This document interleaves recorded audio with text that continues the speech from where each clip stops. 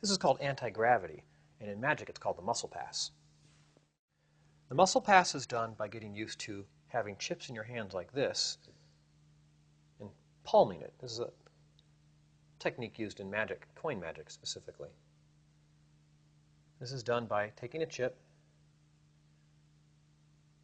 placing it on your middle finger, and pivoting it up into your palm. Now the meaty tissue here and over here, when your fingers squeeze together like this, form an area that can hold a coin or a poker chip. It doesn't take a lot of pressure at all. A lot of people squeeze really hard and you get this really distorted hand look.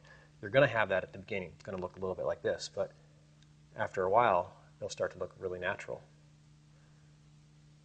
So just practice by placing a chip here and squeezing and just holding it. Just find the spot in your hand that seems to hold it the best. And this tissue right here is what's going to come across and squeeze. About like that.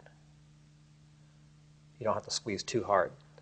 Now the way the pass, the muscle pass, or the anti-gravity move is created is by holding your hand like this for the palm, but squeezing really hard.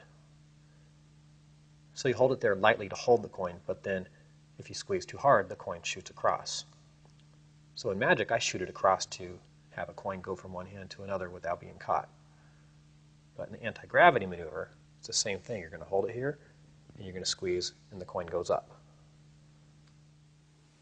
Now that you learned the very basics of the anti-gravity, let me show you the finer points, plus a couple of cool variations.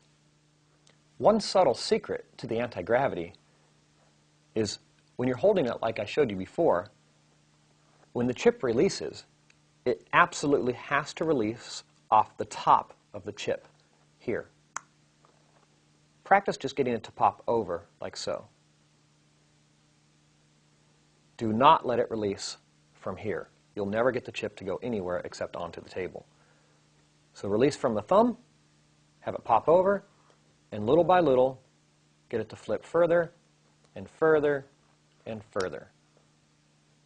Now let's go into a couple cool variations with the anti-gravity. Instead of taking the chip and shooting up, take the chip and shoot it across into the other hand. You can actually go right into this little